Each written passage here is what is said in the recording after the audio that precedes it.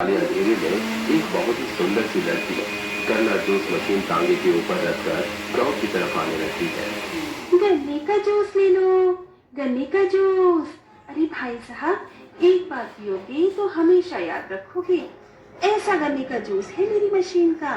तभी रात के समय वहाँ एक सूरज नाम का आदमी उस लड़की को गन्ने का जूस बेचते हुए देख लेता है। जिसके बाद वो आदमी मनीषा के पास जाता है और उससे कहता है, मेरी रसमलाई, इतनी रात में गन्ने का रस?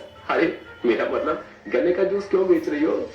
गांव के सभी लोग सो चुके हैं।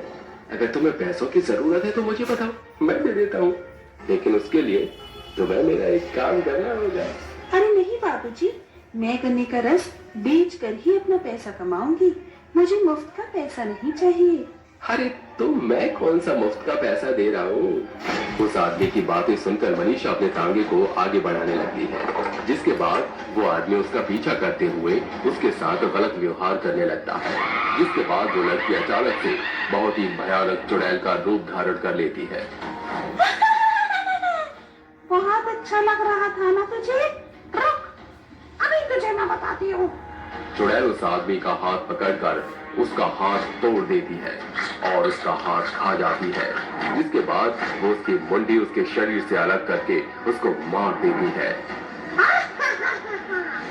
नहीं छोड़ूंगी, किसी को भी नहीं छोड़ूंगी। जो भी लड़कियों के साथ बदतमीजी करेगा, मैं उन सभी लोगों को मार डालूंगी।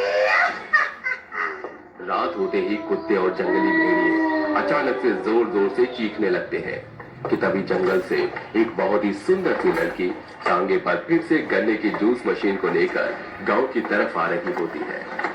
गन्ने का जूस ले लो, गन्ने का जूस। तभी दो लड़के बाइक पर उस लड़की के पास से गुजर रहे होते हैं। जिसके बाद वो दोनों लड़के अपनी बाइक उस लड़की के टांगे के पास रोक लेते हैं और उन दोनों में से एक लड़का उस लड़की को छेड़ने लगता है।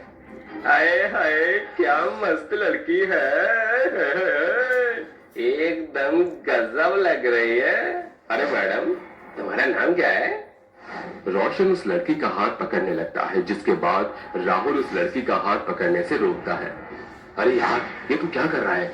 छोड़ दे इस लड़की को, चल चलते हैं, नहीं तो कोई हमें देख लेगा और उसके बाद बहुत बड़ा पंगा हो जाएगा। लेकिन रोशन उसकी एक बात नहीं सुनता और उस लड़की को छेड़ने लगता है। जिससे लड़की बहुत गुस्से में आ जाती है और देखते ही देखते एक बहुत ही भयानक चुड़ैल में बदल जाती है। जिसके बाद वो रोशन को पकड़ती है और उसे मार देती है। लेकिन वो राहुल को नहीं मारती और अपनी गन्ने की जूस मशीन टांगा लेकर वहां से चली जाती है।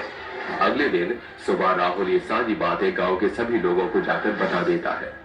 अरे गांव वालों, तुम लोगों को नहीं पता, ये सब कोई गुंडा मवाली नहीं कर रहा, बल्कि एक चुड़ैल कर रही है। राहुल की ये बात सुनकर गांव के सभी लोग बहुत परेशान हो जाते हैं। जिसके बाद वो सभी लोग मिलकर एक तांत्रिक बाबा के पास जाते हैं और उनसे मदद मांगते हैं।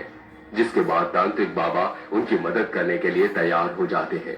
जैसे ही धीरे धीरे रात होती है, वो चुड़ैल दोबारा से गांव में अपनी गन्ने की जूस मशीन टांगा लेकर आ जाती है। जिसके बाद वो आवाज लगाने लगती है।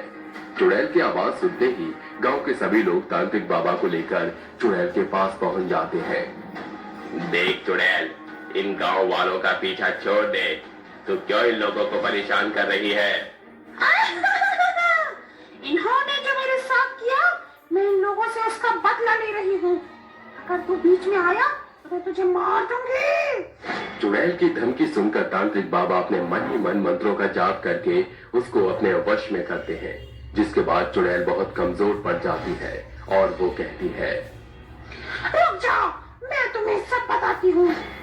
कुछ समय पहले की बात है, मैं इसी गांव में रहा करती थी।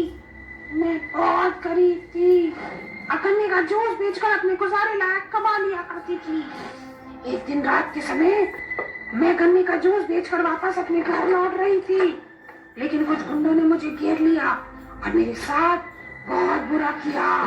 जिसके बाद उन्होंने मेरी जान ले ली और मुझे फेंक दिया और उनके जाने के बाद मैं एक चुड़ैल बन गई। जिसके बाद मैं यहाँ वहाँ भटकने लगी और लोगों को मारने लगी।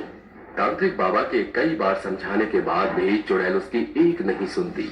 जिसके बाद तांत्रिक बाबा को बहुत गुस्सा आता है और वो अपने मन ही मन मंत्रों का जाप करते हुए चुड़ैल को बेहद कमजोर बना देता है।